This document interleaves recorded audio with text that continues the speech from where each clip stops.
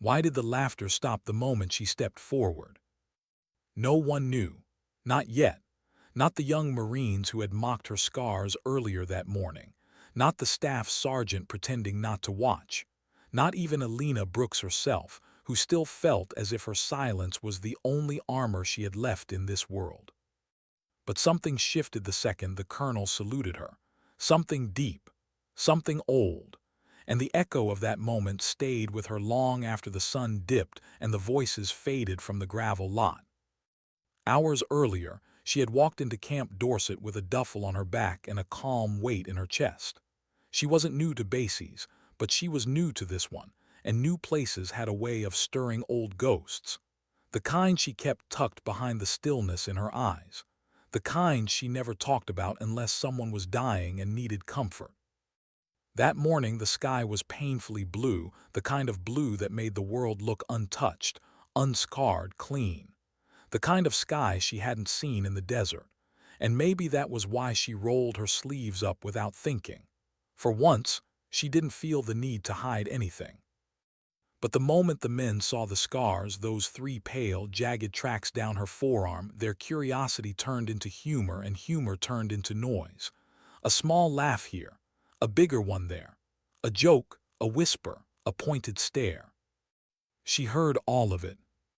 She responded to none of it. Her silence didn't come from weakness. It came from years of learning that some truths deserved protection. And if she had spoken then, if she had told them what happened in Scorched Valley, they would have heard the facts, maybe even sympathized. But they wouldn't have understood. Understanding only came later, when a colonel froze in front of her and saluted first. But before that moment she had simply stood there, letting the sunlight settle on her arm, letting the laughter fade into the background. Her heartbeat slow, her breathing steady. Even so, somewhere deeper inside, the old question stirred. Why am I still here? Why does coming back hurt more than leaving ever did? Why do my hands still shake at night when no one's looking? She didn't have answers, not then. The recruits gathered for inspection as the base buzzed around them, distant engines rumbling, boots striking pavement, the smell of metal, fuel, and morning dust hanging in the air. Alina stood among them, just another uniform, just another face in the long line of warriors trying to feel like they belonged. She had never been good at belonging. Her voice, her stillness, her quiet way of watching everything, it made her look detached, cold, or worse, fragile. That part hurt sometimes, the way people mistook silence for softness, as if she hadn't carried men twice her size across open fire, as if she hadn't dug her fingers into torn fabric and hot blood to keep someone alive, as if she hadn't whispered prayers into dark places because someone needed hope in their last 10 seconds on Earth. She didn't blame the recruits for not knowing. They weren't supposed to know. But their laughter, it had reminded her how quickly people judged what they didn't understand. She took a slow breath, grounding herself. She wasn't here to be liked. She wasn't here to impress anyone. She had requested this transfer for one reason only, to get away from Syria's shadows that had followed her everywhere, even stateside. Nightmares, flashbacks, random smells that tightened her throat. Here, she hoped the routine would anchor her again, stabilize her, control the storms inside her head. The colonel approached from the far end of the yard. His presence changed the air instantly. Conversations died, movements stilled. Even the wind seemed to quiet. His reputation preceded him, a man built of discipline, duty, loss, and the kind of leadership you didn't fake. Someone who carried the invisible weight of soldiers he couldn't save. Alina had never met him, but she had saved some of the men he'd lost. She didn't know that yet. His boots crunched over the gravel, each step sinking into the silence he created. He inspected each recruit with a slow, precise sweep of his gaze.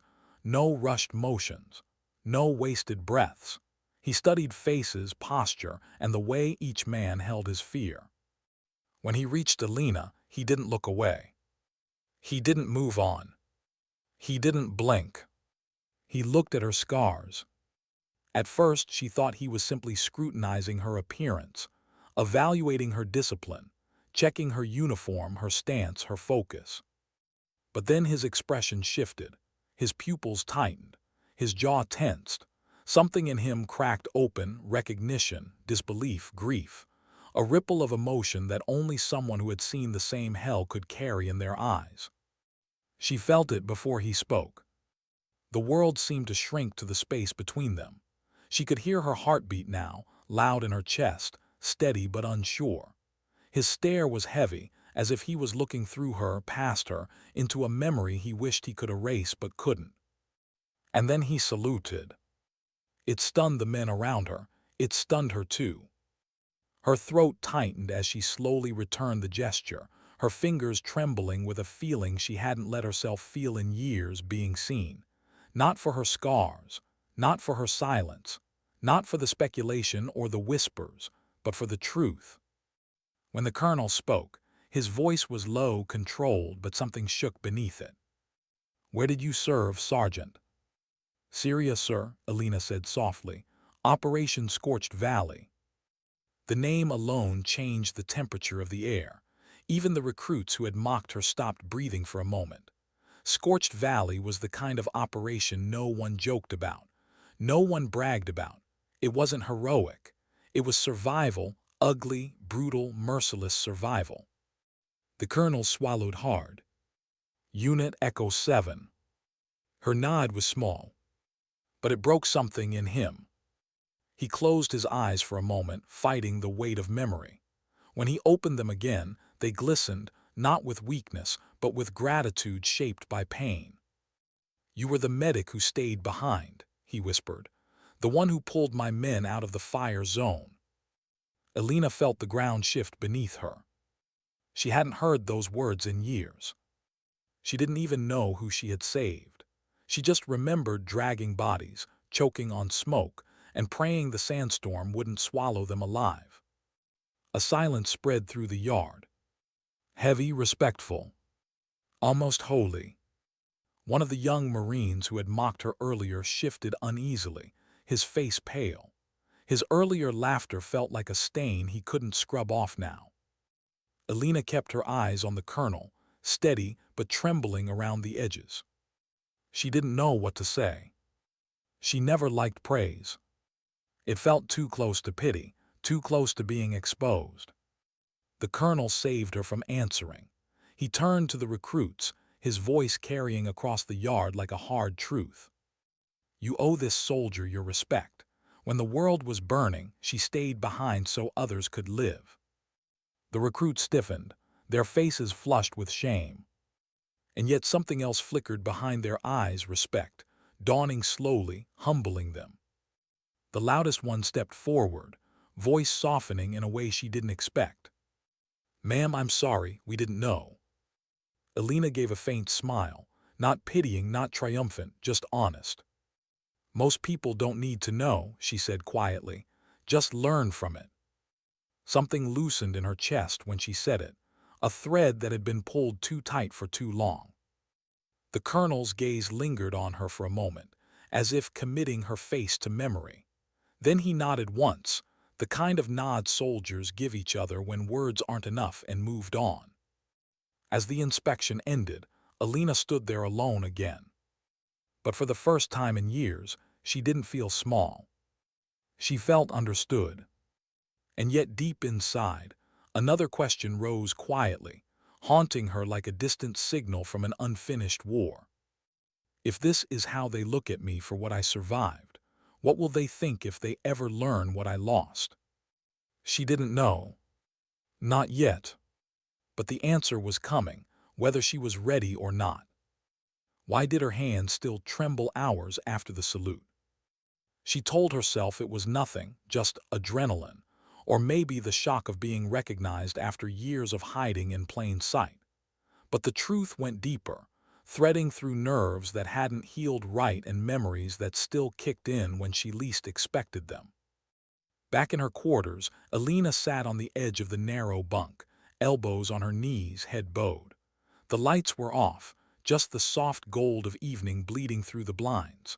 A breeze carried the faint smell of motor oil and dust, the scent of every base she'd ever lived on. She closed her eyes and tried to breathe. Calm in, fear out, steady, controlled. But her fingers kept shaking.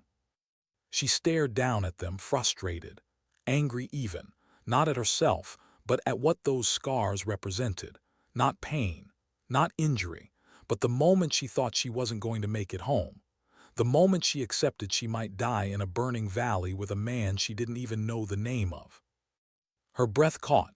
For years she had pushed that memory down, treating it like a locked room in her mind. Today cracked the door open. She leaned back slowly, letting the wall behind her hold some of the weight she couldn't carry alone. The colonel knew. He had known the moment he saw her arm. The image replayed in her head, his sudden stillness, the shock in his eyes, the way he saluted her like she was something sacred. It made her feel exposed and seen at the same time. She wasn't used to that. She wasn't used to people looking at her and recognizing something other than the surface. Most people only saw a quiet woman with steady hands and sharp eyes, a medic, nothing more. They didn't know she had been in the middle of one of the worst ambushes Echo 7 had ever seen. They didn't know she carried voices inside her head, voices that asked her to hurry, hold on, don't let me die here. Voices she couldn't forget.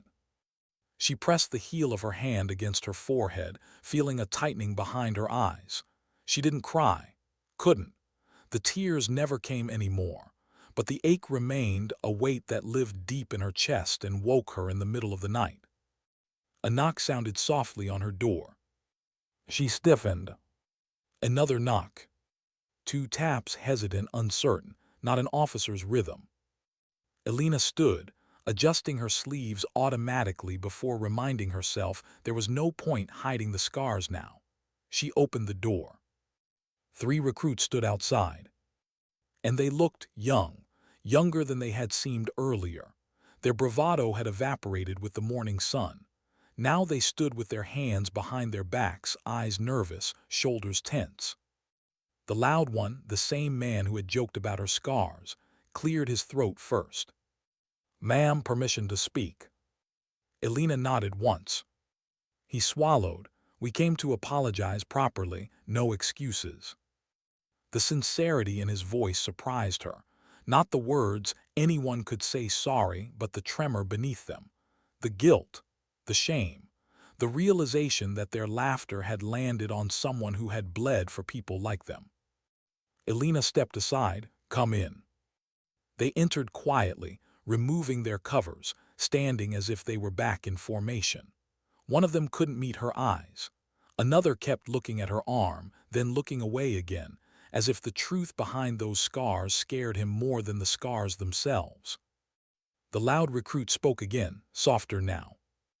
"I thought they were, I don't know, burn marks or something stupid.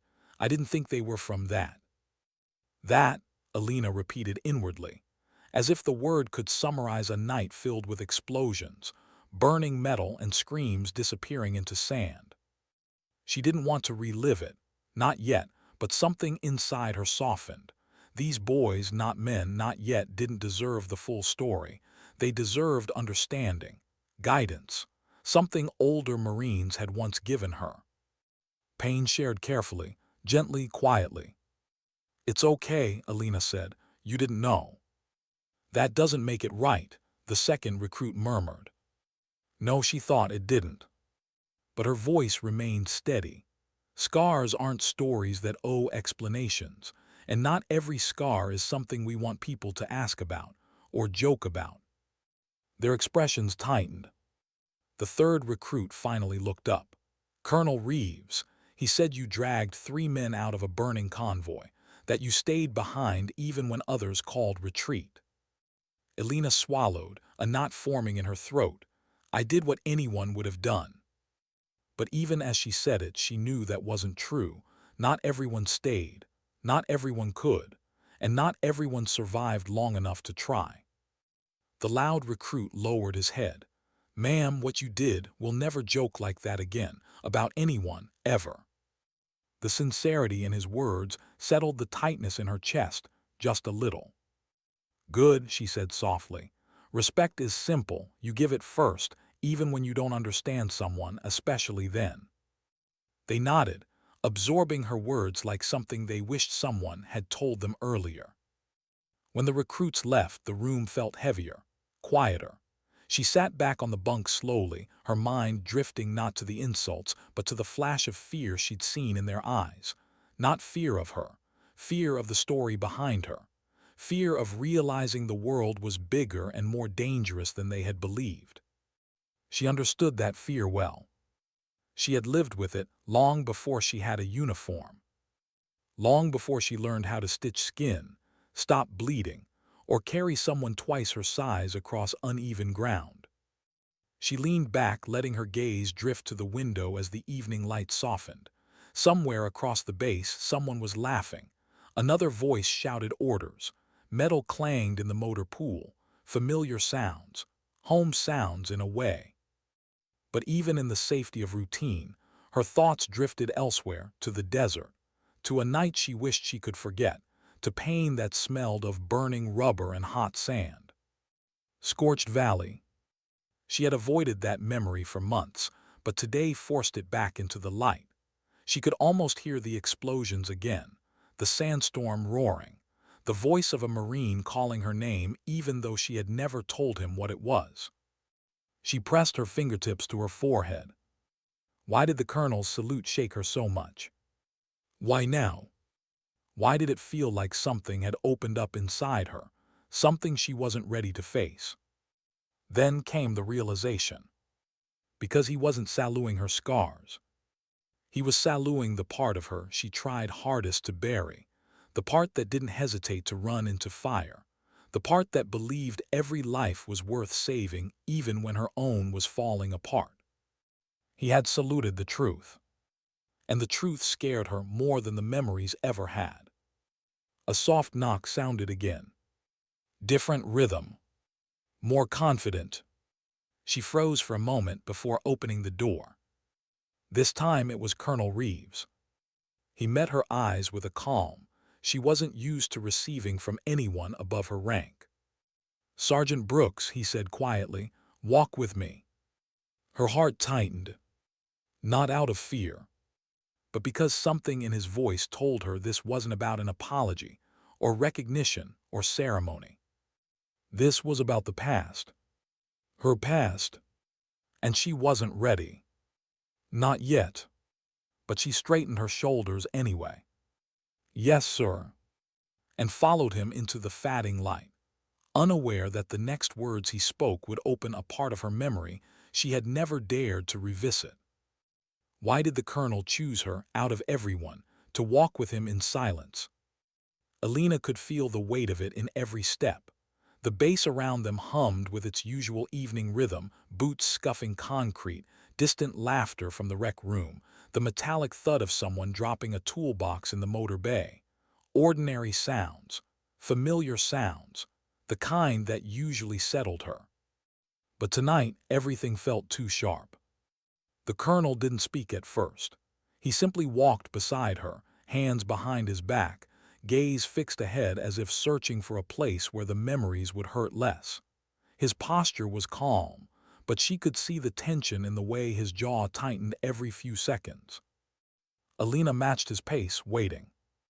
She knew this kind of silence. It wasn't empty. It was gathering strength. They reached the far side of the training field, a quiet stretch overlooking the tree line. The sky was fading into deep purple, clouds glowing like faint embers. For a moment he just stood there, breathing in slowly as if the air here was easier to swallow. "Alina," he said finally, his voice softer than she expected. Very few officers used a first name with respect. "I didn't salute you just because you saved my men." She didn't look at him yet. Then why? He exhaled, a long, low release of something he had carried for too long. "Because I thought you were dead." Her heartbeat stumbled. Dead. Someone had told him she didn't make it. Someone had sealed her name into a report she never saw. She forced herself to breathe. "Sir, I." He held up a hand gently, Let me explain. And she fell silent, letting him. I was supposed to be there that night, he said. With Echo 7, I was reassigned at the last minute to escort a diplomat through a neighboring sector. When the ambush happened, when the convoy went up, I heard it on the radio. His voice cracked in a way she wasn't used to hearing from men who wore stars on their collars. They told me there were no survivors. Alina felt a coldness sweep through her chest. She remembered that night too vividly for anyone to have reported it accurately. She remembered the screaming, the burning metal, the voices going silent one by one, and she remembered dragging bodies through the sandstorm, praying the ground wouldn't swallow them whole. But she never knew someone wrote her off. That part had been kept from her, or maybe she was too injured to recall anything after the medevac. The colonel continued speaking, his eyes fixed on the horizon. Months later, I received a classified note. A medic had been found alive. Barely, face burned, dehydrated, unidentified at first.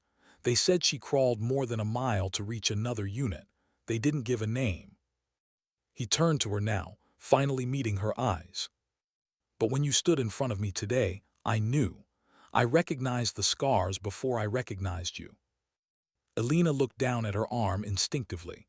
The jagged pale lines that everyone had mocked just hours earlier. Scars that had become routine to her, almost numb.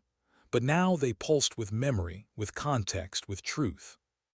I didn't know anyone cared enough to track what happened, she said quietly. Reeves's expression softened. We care more than you think. Some of us never stop looking for answers or the people we lost. She swallowed hard, unsure what to do with the warmth and grief in his voice.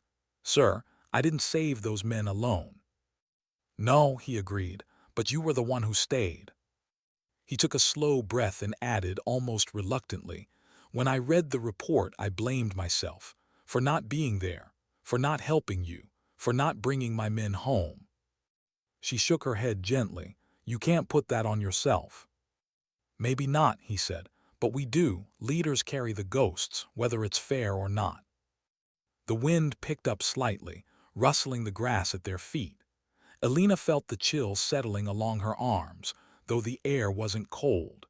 It was the conversation, the kind that pulled buried memories to the surface like old debris rising from deep water. What do you remember from that night? He asked carefully. She hesitated. This was the question she feared the most. The one she avoided, because remembering felt like stepping back into fire. But something about the colonel's voice, steady, wounded human, made her feel safe enough to answer. I remember the sandstorm first, she said. It was loud, blinding, like the air itself was trying to choke us. Her fingers twitched at the memory. And then the explosion. The convoy flipped. Metal was everywhere. I think I blacked out for a few seconds. She paused, her breath unsteady. She didn't want to say more, didn't want to sink back into those sounds and smells and screams. But the colonel gave her time. When she spoke again, her voice was quieter. When I woke up, the fire was already climbing. I heard someone yelling for help. I didn't even know who. I just followed the voice. Her eyes unfocused, staring into the past. I dragged the first Marine out. His leg was crushed. He was trying not to panic, but he knew. I could see it in his eyes. She clenched her jaw, forcing back the tremor. The second one, he wasn't breathing. I had to clear debris off his chest. I thought I'd lose him. And the third, the colonel asked softly. She hesitated. That memory hurt the most. The third wasn't calling for help, she whispered. He was praying. Reeves closed his eyes, the pain in his posture unmistakable. I know who that was. I thought he died, she said. He didn't, Reeves replied. Not that night, but he didn't make it home either. Her breath caught painfully in her chest. She had saved him from the fire, only for the war to take him later. She looked away, unable to carry the weight of that truth. I'm sorry, she whispered, even though it wasn't her fault, even though she knew loss was inevitable in war. Reeves shook his head. Don't apologize for saving someone's last chance. You gave him hours, days, moments he wouldn't have had. He talked about you in his final report, said you were calm, steady. A light in the smoke were his words. Alina's throat tightened. She didn't want to cry. She hadn't cried in years. Tears felt useless to her, like a luxury for people who hadn't seen the world burn. But her eyes burned now anyway. "Why are you telling me this?" she asked quietly. Reeves took a moment before answering. "Because I want you to understand something before you hear it from anyone else." She froze. "Hear what?" He looked away, up at the darkening sky. "You're being put on a special assignment, my request." Her heart stilled. Special assignments never meant anything simple. They meant risk. They meant unfinished business. They meant facing the parts of yourself you were running from. "What kind of assignment?" she asked. Reeves didn't answer immediately. "We'll talk in the morning," he said. "You'll be briefed with the rest of the selected team." "The rest? Team? Selected?" A whisper of unease crept up her spine. "Sir, why me?" This time the colonel didn't hesitate. "Because you have something most people don't," he said. "You keep moving in the dark." That sentence struck her deeper than she expected. He started walking away, but paused long enough to add, "And because Scorched Valley isn't finished for you, not yet." Her breath caught. Not finished. Not over. Not done. She watched him disappear down the path, his silhouette fading into the base lights.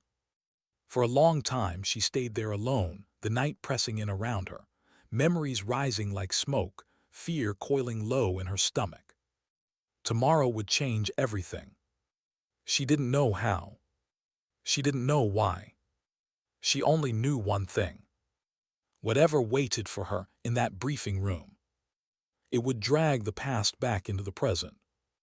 And she wasn't sure she was ready to face it. Why couldn't she sleep? Alina lay on her bunk long after lights out, staring at the faint cracks in the ceiling, counting the breaths she couldn't slow down. The bass outside buzzed quietly, distant footsteps, a door slamming, someone laughing too loudly near the barracks. Normal sounds, safe sounds, but in her chest something pulsed with a restlessness she couldn't silence. Tomorrow. The briefing. The assignment she didn't ask for. Every time she closed her eyes, the colonel's words replayed like a warning. Scorched Valley isn't finished for you. But what did that even mean? The mission ended years ago. The report was filed. The dead were buried. The survivors sent home. And yet, why did she feel like a door inside her had been opened without her permission? At 300 she gave up on sleep, old habit. When her thoughts got too loud she moved, walked, breathed, counted steps, let the cold air reset her nerves. She pulled on her uniform jacket and stepped outside. The night was crisp, brighter than expected, moon slicing silver across the empty training yard, the flag snapping softly in the wind. She walked toward the perimeter track, her boots whispering over the gravel. Every part of her body felt tense, her mind replaying fragments of memories she didn't want to see. The sandstorm, the screaming, the prayer of the 3rd Marine. The way his hand went limp after she dragged him out of the fire. She forced her lungs to expand. In. Hold. Out. She didn't want to remember. But something inside her whispered, "You need to." Her footsteps slowed when she reached the far end of the track, the quietest place on base. A small bench stood beneath a flickering floodlight, half swallowed by shadows. She sat down, rubbing her thumb over the scar on her wrist. She had tried covering them once, with compression sleeves, with long shirts, with excuses. It never helped. They weren't just marks. They were reminders of heat, of metal, of choices no one should have to make. Couldn't sleep either. The voice startled her. She turned. A woman stood a few feet away, hands in the pockets of her hoodie, dark hair pulled into a tight bun. She looked familiar, a Marine she'd seen in the mess hall maybe, or passing on the track. Tall, athletic, a quiet presence like Alina. Alina cleared her throat, didn't mean to wake anyone. You didn't. The woman stepped closer, offering a faint smile. I'm Staff Sergeant Mills, call me Kara. Alina. Kara nodded, eyes soft but observant, the kind of look shared by people who had seen things they didn't talk about in crowded rooms. Heard about the incident this morning, Kara said gently. Alina stiffened. What incident? The colonel saluting you like you outrank heaven. Alina blinked, heat rushing to her face. It wasn't. Kara lifted a hand. Relax. There's a rumor storm going around, but I don't listen to noise. Just wanted to check on you. It was unexpected, kind, disarming. Alina didn't know how to process kindness anymore, especially when it came without pity. What they say? Alina asked quietly, bracing herself. Just guesses. That you saved a bunch of guys. That you walked out of something you shouldn't have survived. That you're being pulled into something big. Alina exhaled slowly. They don't know the half of it. Kara studied her face for a moment. You don't talk much, do you? Not unless I have to. I get that. Kara sat on the other end of the bench. Sometimes silence is the only way to keep your insides from spilling out.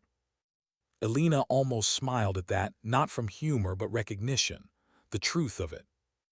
They sat in silence for a moment, the night breeze brushing past like a whisper. Kara leaned forward, elbows on her knees.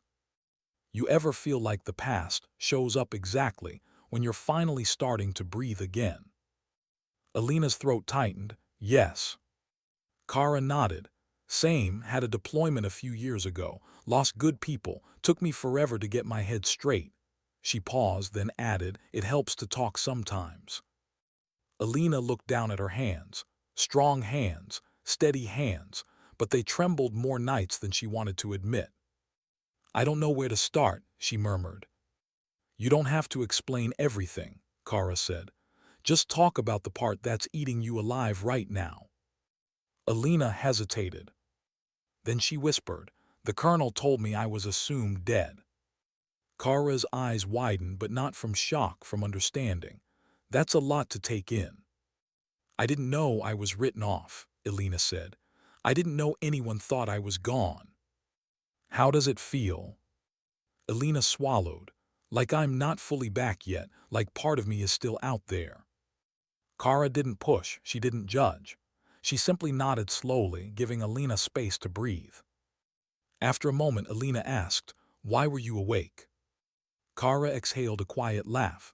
Nightmares, same old story. Alina turned her head. What do you do when they hit? Get up, walk, remind myself I'm here and not there. Alina nodded slowly. Same. For a while, they just sat together, two soldiers bound not by rank or assignment, but by the quiet ache only the battlefield could carve into someone's bones. Eventually, Kara straightened. Whatever assignment the colonel's putting you on, don't face it alone. People like us, we burn out faster when we don't let others stand beside us. Alina considered that, unsure how she felt about letting anyone stand too close. Kara stood, giving her a soft pat on the shoulder. See you at briefing. Alina watched her walk away, steady, confident, shaped by something heavy and human. When she finally returned to her quarters, dawn wasn't far behind. The sky was lightening. The air felt colder.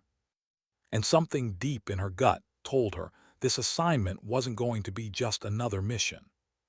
It would touch the part of her she kept buried. The part she didn't let anyone see. The part that almost died in Scorched Valley.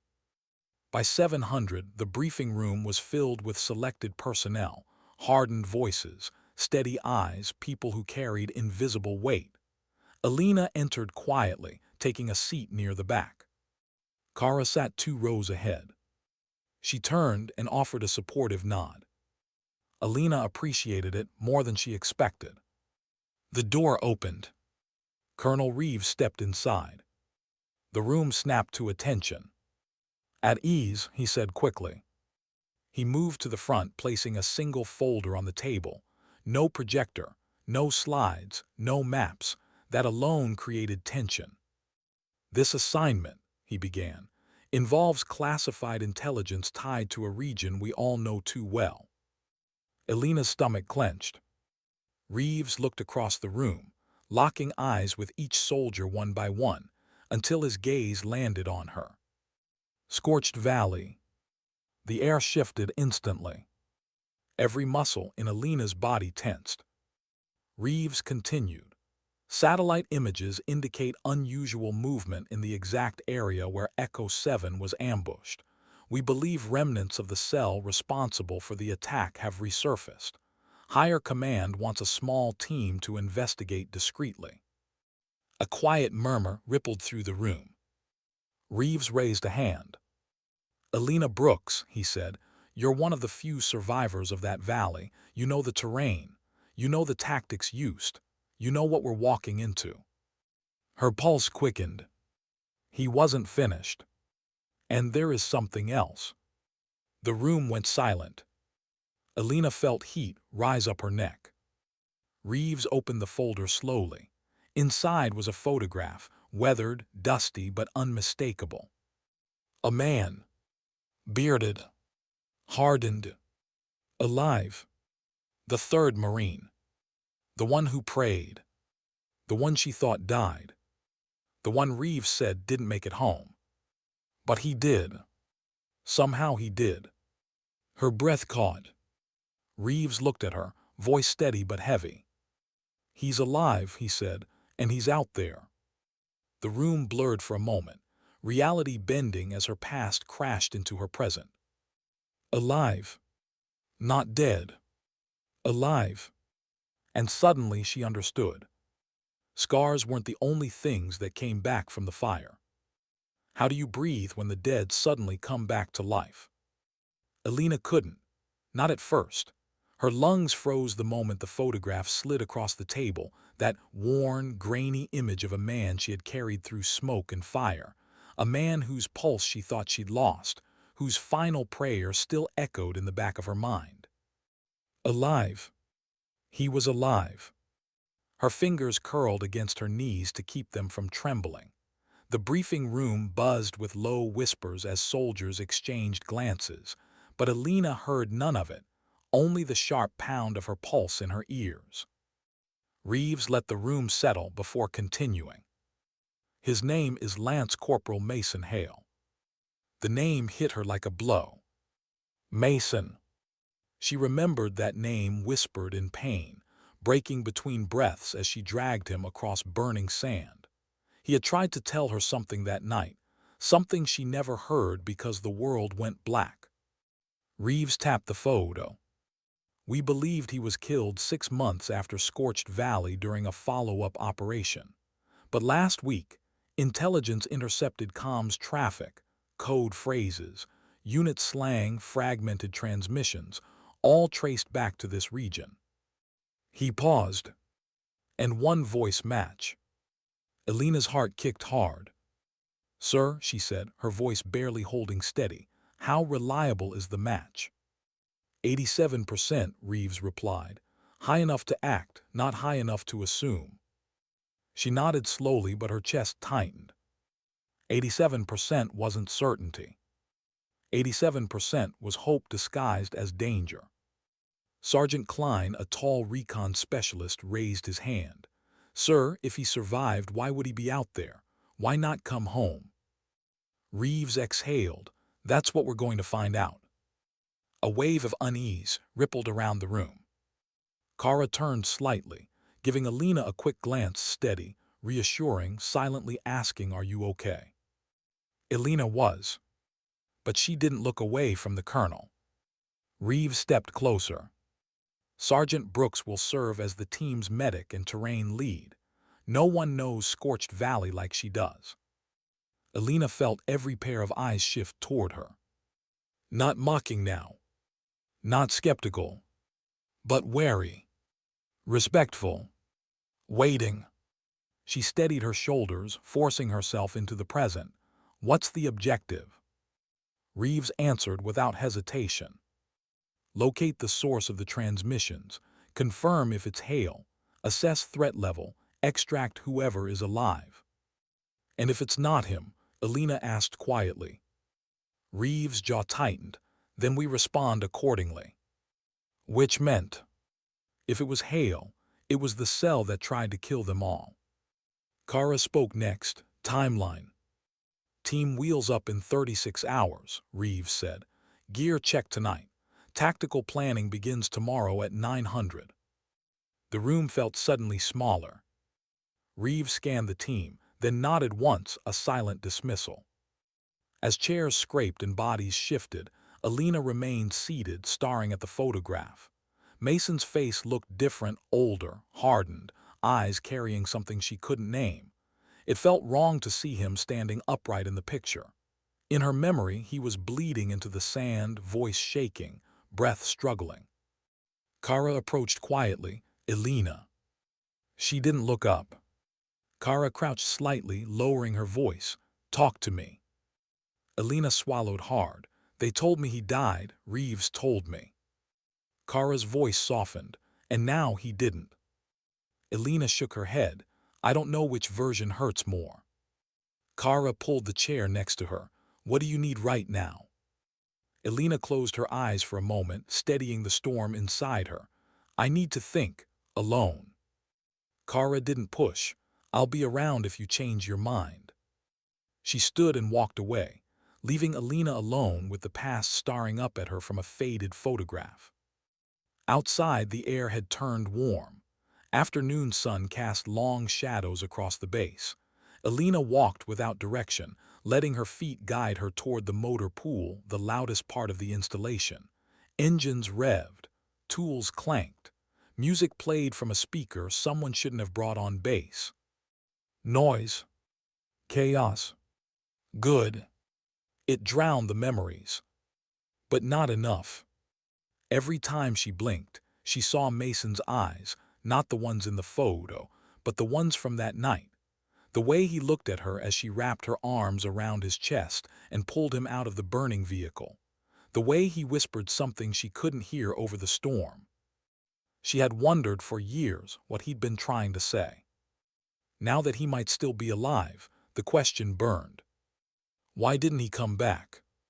Why didn't he send word? Why now? Why her? She leaned against a steel post, inhaling the scent of diesel and dust. Brooks. A voice behind her. Alina turned. Colonel Reeves stood a few feet away, hands in his pockets, face unreadable. Walk with me again, he asked. She nodded, though her legs felt heavy. They moved to a quieter area near the hangars. Reeves didn't speak right away. He had a way of letting silence stretch just long enough that the truth couldn't hide. Finally, he said, I know this is a lot to take in. Alina let out a shaky breath. Sir, why didn't you tell me earlier, before the briefing? I wanted confirmation first, he said. Intel was still coming in. I didn't want to raise false hope or fear. She looked down. Which one do you think this is? Reeves paused. Honestly, I don't know. Alina nodded, accepting the honesty. When was the last confirmed record of Hale? She asked. Reeves pulled a small notebook from his pocket. 6 months after Scorched Valley, he was part of a small strike team. Mission went dark. No bodies were recovered, just fragments. So he could have been captured. Could have, Reeves agreed, or he could have gone off-grid. Alina frowned. Mason wasn't the off-grid type. No, Reeves said quietly, but war changes people. Alina pressed her lips together. The phrase cut too close. Yes. War changed people. She was living proof. Reeves stopped walking, turning to face her. I didn't choose you for this because of the past, he said. I chose you because you see what others don't. You listen. You don't break. Alina shook her head. You don't know that. Reeves offered a sad, knowing smile. I know what someone looks like when they're carrying themselves by their will alone. You walked into this base like someone holding together 1,000 unspoken things. His voice softened. But you're still standing. The words struck her deeply, more deeply than praise ever had. Reeves placed a hand on her shoulder. This mission isn't punishment, it's closure for you, and maybe for him too. Closure. The word echoed inside her like a distant bell. She wasn't sure if it comforted her or terrified her. Before she could respond, a young corporal rushed toward them. "Sir, satellite recon update just came in. You're needed in the command center." Reeves nodded. "On my way." He glanced at Alina one last time. "Get some rest, Brooks. Tomorrow will be long." She watched him leave, the wind tugging lightly at her sleeves. Rest. As if she could. She took 2 steps back toward the barracks before stopping abruptly. A strange chill ran through her. Not fear. Not memory. A feeling. A whisper. A pull in her chest. She didn't know why, but something inside her whispered that this mission wasn't going to give her closure. It was going to open the wound wider. And somewhere far away, in a valley still scarred by fire, a man she once saved might be calling for her again. Why did her stomach twist the moment she saw the gear laid out on the table? Alina stared at the equipment room in uneasy silence. Dozens of neatly arranged weapons, med kits, comm devices, hydration packs, night vision goggles, all lined with clinical precision. The kind of setup reserved for missions that weren't supposed to go wrong, but always did. Kara stood beside her, arms crossed, assessing the gear with the calm focus of someone who knew the weight of each item. She nudged Alina's arm gently. "You good?" Alina hesitated. "Good enough." Kara didn't argue. She just nodded, because people who carried the same kind of ghosts never pushed each other too hard. They recognized the way trauma built walls inside a person, walls meant to keep them standing. Across the room, Sergeant Klein discussed comm frequencies with a communications tech. 2 recon specialists compared weapon sights. A logistics officer checked their supply list twice. Everyone worked with a quiet intensity that made Alina's nerves tighten. 36 hours. That's all they had. The countdown felt like a fuse burning. Klein approached the 2 of them with a clipboard. "Brooks, Mills, sign off on your kits." They both stepped forward. Alina's hands were steady as she checked the medical pack first. Trauma shears, chest seals, pressure dressings, IV kits, saline, morphine, everything she might need to keep someone alive for the first 10 minutes. After that, survival depended on things no medic controlled. Her fingers paused on a burn gel pack. The scars on her own arm seemed to warm. Kara watched her carefully. "You sure you're ready to go back there?" Alina zipped the pack shut before answering. "No one's ever ready for something like that." Kara offered a small, understanding smile. "Fair enough." They moved to the weapons table. Alina lifted the M4 assigned to her, checking the chamber, running her palm gently along the barrel. It was clean, smooth, familiar in a way that steadied her heartbeat. War had taken a lot from her, but it had also taught her how to be precise, how to breathe under pressure, how to move even when everything hurt. And despite everything inside her screaming not to return to that valley, something deeper whispered that she didn't have a choice. Some wars didn't end just because you left the battlefield. They finished prepping gear just before twilight. The base grew quieter as the sun dipped, shadows stretching across the asphalt like dark fingers reaching from the past. Alina stepped outside, breathing in the cooling air. A soft crunch of gravel behind her made her turn. Colonel Reeves approached. He looked tired, not physically, emotionally. A man carrying too many names, too many nights spent replaying things he couldn't undo. "Alina," he said, voice low, "walk with me for a moment." She nodded, falling into step beside him as they moved toward the small observation deck behind the hangars. It overlooked the far perimeter, a peaceful stretch of trees that didn't deserve to witness their conversation. When they stopped, Reeves leaned on the railing, shoulders heavy. New intel just came in. Her breath tightened. About Mason. Reeves nodded. We intercepted another transmission 10 minutes ago. What did it say? His eyes flicked toward hers, uneasy, searching, almost protective.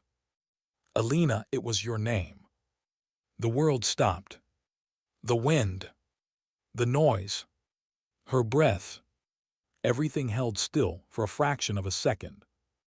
My name, she whispered. Reeves nodded slowly. Spoken twice, same voice match, he called for you. Alina's fingers curled around the railing, gripping until her knuckles ached. Memory crashed into her like a wave, Mason's voice breaking in the smoke, the way he reached for her as the sandstorm swallowed them. What exactly did he say? Alina asked, though she wasn't sure she wanted to hear it. Reeves recited it quietly. It was faint, distorted. Brooks, Brooks, if you're there. Her chest clenched painfully. He was calling for her. Or someone was using his voice. Or something far worse. Reeves studied her face carefully. There's another possibility. She looked at him sharply. What possibility? He hesitated. And that hesitation terrified her. Alina, if he survived, if he was captured or injured or forced into something, he might not be the man you remember. The words hit harder than any explosion she'd ever heard. Mason broken. Changed. Twisted by captivity or trauma. She shook her head in disbelief. He was a good man, sir. I know, Reeves said gently, but even good men can be reshaped by hell. A quiet wind tugged at her hair. She couldn't look at the colonel, couldn't breathe, couldn't think. What if the man she risked her life to save wasn't the same man who might be calling for her now? Reeves placed a steady hand on her shoulder. Listen to me. We're going to find him or find the truth, whichever comes first. She swallowed painfully. And if the truth hurts? Reeves' voice softened. Then you face it with the strength you've carried all these years. Strength. The word didn't feel right. She felt fractured, held together by willpower and silence. Reeves stepped back. I won't ask you if you're ready. No one would be, but I will ask this. Can you do what needs to be done? She didn't answer immediately. Her mind replayed Mason dragging in breath after breath as she carried him through fire. The cracked tone of his voice. The way he clung to life with a desperation that made her believe he had something worth fighting for. She finally whispered, yes. Reeves nodded once deeply. Get some rest, Brooks. He walked away slowly, leaving her alone with a truth she didn't want but couldn't escape. Her name. He spoke her name. Not a code. Not a distress signal. Not a mistake. A plea. Later that night, Kara found Alina sitting on the steps outside the barracks, elbows on her knees, staring at the dark horizon. Kara sat beside her without a word. After a minute she asked softly, what happened? Alina drew a slow breath. He called for me. Kara blinked. Mason. Alina nodded. Kara's eyes widened, empathy flickering through them. That's huge. Alina, that means. I don't know what it means, Alina interrupted, her voice tight. And that scares me. Kara placed a hand lightly over Alina's. You're not going into this alone. I'm with you. Alina's throat tightened. She didn't usually let people close, but Kara had already slipped through cracks she didn't know she had. You shouldn't have to carry this alone, Kara added softly. Alina looked at her, at the genuine concern, the quiet strength, the steadiness that felt like a life raft in a storm she couldn't outrun. For the first time in years, Alina let a small piece of her guard fall. I'm scared, she whispered. Kara squeezed her hand. I know. The two soldiers sat together as the night pressed around them, two women shaped by war, bound not by rank but by pain they couldn't explain and a mission that felt like destiny. Alina finally stood, inhaling deeply. Tomorrow they would fly. Tomorrow she would face the valley that nearly killed her. Tomorrow she might face the man she saved. Or the ghost he'd become. Why did the valley look exactly the same, yet nothing felt the same at all? The aircraft's rear ramp lowered with a roar of desert wind. Heat slammed into Alina's face like a memory she wasn't ready for. Scorched valley lay stretched beneath them, an endless sea of faded sand, jagged rocks, and the shadows of old scars carved into the earth. The same earth that had almost swallowed her alive. The team moved out in formation, boots hitting the ground with disciplined rhythm. Alina stepped out last, her breath catching as the dry air clawed at her lungs. She hadn't been here since the night everything changed, since fire lit up the sky and screams drowned beneath the sandstorm. Kyra walked beside her, voice low. "Talk to me, you good?" Alina scanned the horizon. "No, but I'm here." Kyra nodded once, an acknowledgement, not a question. The valley was quiet, too quiet. No wind, no birds, no distant hum of anything alive. It was the kind of silence that made your instincts tighten, the kind that filled your ears with the sound of your own heartbeat. Klein signaled the team forward. "Stay tight, no freelancing." The group advanced, following the coordinates of the intercepted transmissions. Alina kept her hand on her med pack, feeling the weight of every bandage, every vial, every tool she hoped she wouldn't need. A faint crunch. Sand shifting beneath boots. Klein froze, crouching to examine a set of footprints, deep, uneven, spaced as if someone had been dragging one leg slightly. "Alina," he called quietly, "these look fresh." She crouched beside him, studying the prints. The pattern, the rhythm, the stagger. Her stomach twisted. She knew this walk. "Mason," she whispered. Klein looked at her sharply. "You sure?" She nodded.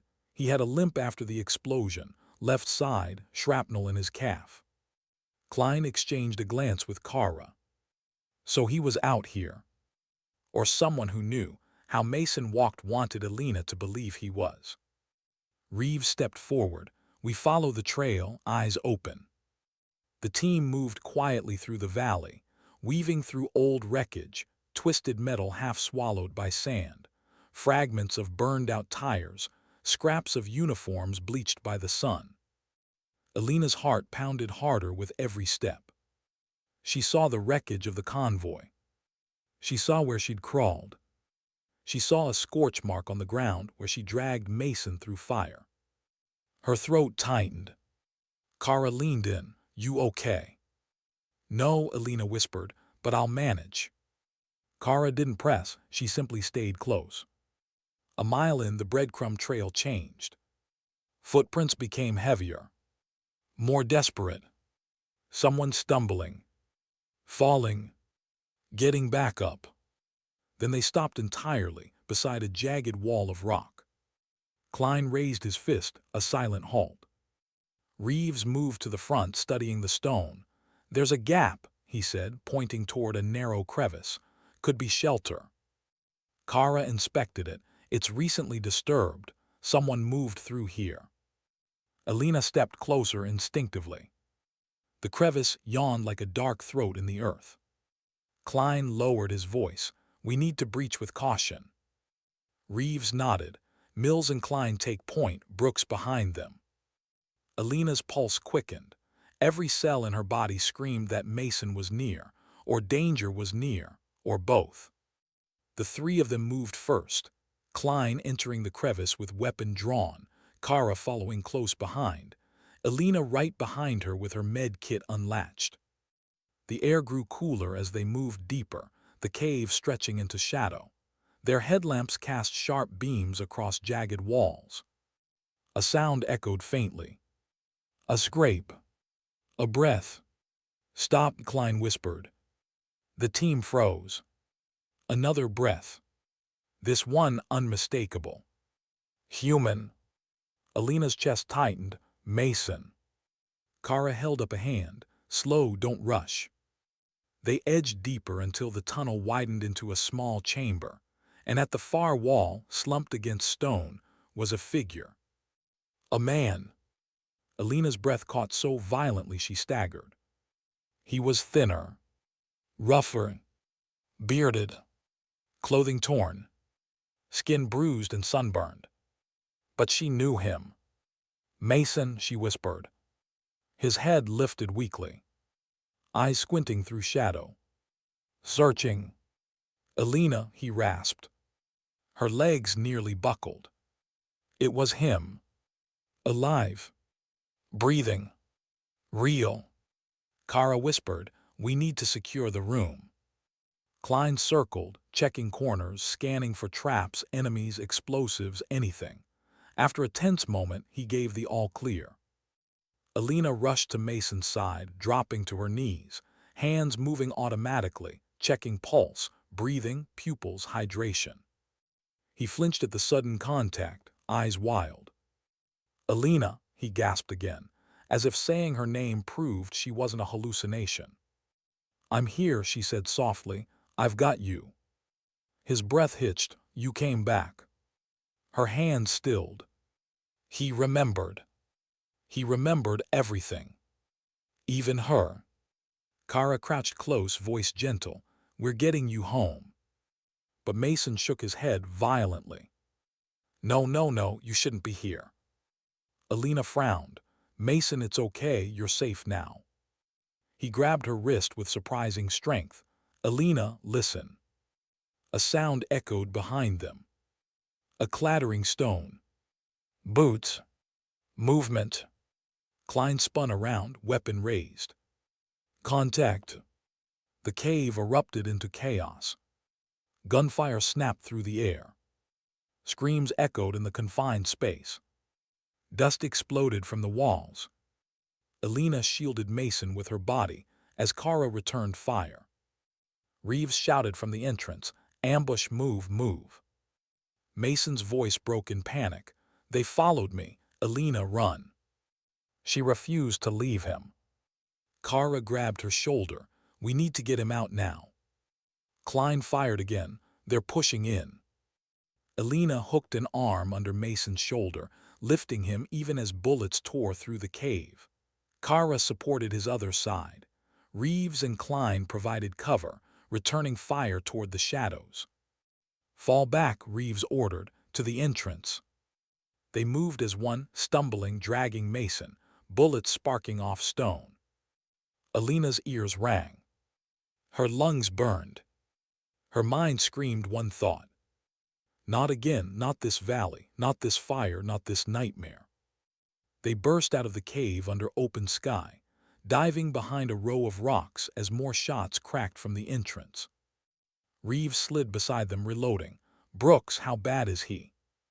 Alina checked Mason's breathing, her fingers trembling. Dehydrated, malnourished, mild shock. I can stabilize him, but we need extraction. Kara peeked over the rocks. They're regrouping. We need to move before they flank us. Reeves radioed in coordinates. Command, this is strike team. Request immediate evac. Static. Then extraction inbound, 5 minutes out. Klein muttered, we don't have 5 minutes. Gunfire intensified. Mason gripped Alina's arm. You shouldn't have come, you shouldn't. Alina leaned close, voice shaking. I came because you called for me. His expression cracked into something painful. I was trying to keep you away. She froze. What? He swallowed, eyes filled with terror. They wanted you, not me. Her heart stilled. Cold. Sharp. Paralyzing. Reeves whipped around. What does he mean? Mason's voice broke. They knew your name, Alina. They made me say it over and over, they. A bullet whistled past, cutting him off. Klein shouted, they're flanking left. Alina's world blurred, not from fear but realization. This wasn't a rescue. This was a trap. A trap set for her. But why? How? What did they want with her? She didn't get to ask. Kara grabbed her vest. Elena, focus, eyes on me. Elena blinked hard, the world snapping back into focus as Mason sagged against her. Evac incoming, Reeves shouted. The sound of rotors echoed faintly in the distance. But so did footsteps. Many. Closing fast. Mason whispered hoarsely, "They're coming for you." Elena's heart hammered. This mission wasn't about closure. It wasn't about the past. It wasn't even about Mason. It was about her. And the valley wasn't done with her yet. How do you outrun something that has been waiting years for you to return? Elena didn't know. All she knew was the thunder of rotors growing louder overhead, the sharp whip of sand against her cheeks, and the desperate weight of Mason leaning into her as she tried to keep him conscious. The team held their defensive positions behind the jagged rocks, gunfire echoing like cracked lightning across the valley. Kara shouted over the chaos, "Bird incoming, 30 seconds." Klein added, "They'll reach us before then, hold the line." Reeves fired another burst into the cave mouth. "Don't let them break through." Elena pressed a hand against Mason's chest, checking his pulse. Weak, fatting. He gripped her sleeve with trembling fingers. "Elena," his voice was thin, cracked. "Listen." She leaned close. "Save your strength, we're getting you out." He swallowed, shaking his head. "No, you need to know." A spray of bullets chipped the rock beside them, forcing her to duck. Dust filled the air, stinging her eyes. Her heartbeat pounded like a drum. "Elena," Kara shouted, pulling her back to cover. "Don't stand up, keep your head down." Elena crouched, heart racing. Mason gasped, struggling to breathe. She ripped open a saline pack and connected a line to stabilize him, her hands steady even as fear tore through her chest. "Stay with me," she whispered, tapping his cheek gently. "Stay awake." He blinked slowly, sweat dripping down his temple. "They used my voice because they knew you'd come." Her stomach twisted. Why me?" His gaze was pained. "Because you're the one that got away." Before she could ask what that meant, a sudden explosion rocked the valley. One of the enemies had lobbed a makeshift charge toward their cover. Klein shoved Elena to the ground as debris rained around them. Kara cursed, "They're getting desperate." Reeves barked, "Hold positions, evac landing now." Above them the helicopter descended, kicking up a storm of sand. The wind screamed through the valley, masking gunfire and shouts. The side door swung open, crew members signaling frantically. "Move, move." Klein and Kara lifted Mason carefully. Elena grabbed his other side, helping them carry him toward the approaching aircraft. But as they moved, Mason's fingers tightened around Elena's wrist. "Elena, I didn't die that day," he whispered, voice trembling, "but something in me broke." She slowed, not enough to stop the team, but enough that she could hear the truth he'd carried alone. "They wanted names," he said. "They wanted soldiers, medics, people who changed the outcome in the valley." Elena's breath caught. A chilling wave spread through her chest. "Mason," she whispered, "what did they want with me?" His eyes glistened with pain. "Your courage embarrassed them. Your survival defied them." Her pulse skipped. "And they wanted it back." Before she could respond, a sniper shot cracked through the air. Mason jerked. His body went limp. "Elena," Kara yelled, "we have to move." Elena froze for the smallest second, just long enough to see the blood blooming on Mason's side. The world narrowed to a tunnel. A roar filled her ears. "No. Not again. Not in the same valley.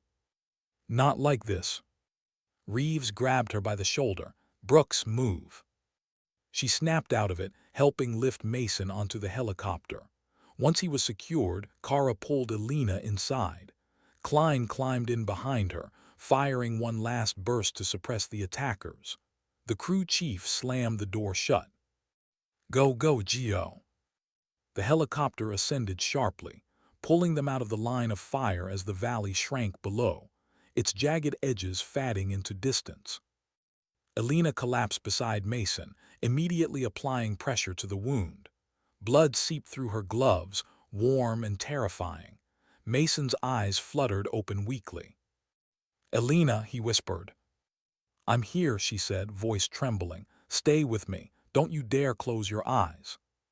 He swallowed hard, his breath rattled. "I'm sorry." "For what?" she whispered, leaning closer. "For bringing you back here." Tears stung her eyes, but she blinked them back. She refused to let them fall. "You survived," she said softly. "That's all that matters." He exhaled shakily. "I survived because of you twice now." His hand found hers, gripping weakly. But his voice thinned. "I can't go home." Her throat tightened. "Yes, you can. We're taking you home." He shook his head. "Too much happened too long out here." "Mason." He cut her off, voice fading. "Thank you for coming, even when you shouldn't have." "Elena," his gaze softened. "You saved me again." His eyes closed. "Mason, Mason," she shook him gently. "Look at me, Mason." Nothing. Just the steady thrum of the helicopter blades. The smell of blood. The quiet gasp of the crew chief as he lowered his head. Reeves placed a hand on Elena's shoulder, voice heavy. "He held on until you got to him." She stared at Mason's still chest, her own breath shaking. "I should have reached him sooner." Reeves shook his head gently. "You reached him exactly when he needed you." Elena's vision blurred, but she forced herself to stay upright. She wouldn't break here, not with everyone watching, not with the valley still behind them. Kara moved beside her, her voice soft. "Elena, he died knowing he wasn't alone." Elena closed her eyes. That mattered. More than she could say. But another truth twisted inside her. A darker truth. Mason hadn't been calling for rescue. He'd been calling to warn her. They had used him. Manipulated him. Starved him. Broken him. Just to lure her back. Reeves crouched beside her. "This wasn't your fault." Elena's voice cracked. "Then why does it feel like it was?" Reeves didn't have an answer. No one did. Hours later, after debriefs and medical checks and endless silence, Elena found herself sitting alone outside the barracks. The night was deep, quiet, the kind of quiet that made you feel every breath, every memory, every ache. Kara joined her quietly, sitting beside her without speaking. Elena stared at the horizon. "He didn't come back for himself. He came back to warn me." Kara nodded gently. Elena swallowed. They wanted to finish what they started. Kara didn't deny it. Elena's voice cracked. "He survived all that time just to save me." Kara placed a steady hand over hers. "You honored him by being there. You gave him dignity, peace, a final moment that wasn't filled with fear." Elena's eyes stung again. "I wish I could have given him more." Kara squeezed her hand. "You gave him the only thing that mattered. You came." Elena exhaled shakily, letting the truth settle into her bones. The valley hadn't taken everything from her. Not this time. Not the part of her that still believed in showing up. Still believed in staying. Still believed in fighting for others, even when the world burned around her. She finally whispered the words she'd never said aloud. "I'm tired of carrying this alone." Kara leaned her head lightly against Elena's shoulder. "Then don't, not anymore." For the first time in years, Elena let herself lean back, just slightly, just enough. The night wind moved through the yard, gentle and quiet, as if giving her permission to breathe again. And as she sat there, exhausted, grieving but still upright, she understood something she'd forgotten. Strength wasn't the absence of hurt. It was choosing to stand anyway. Even when the past reached for you. even when the scars burned, even when the valley whispered your name. She closed her eyes and let the weight finally settle. Sometimes dignity doesn't speak. It simply shows up. It stays. It carries what others cannot. And when the world tries to break it, it endures. Because courage doesn't always look like victory. Sometimes, it looks like a quiet woman in the dark, still breathing, still standing, still choosing to walk forward, even when the fire tries to pull her back. Sometimes dignity doesn't speak, it simply acts.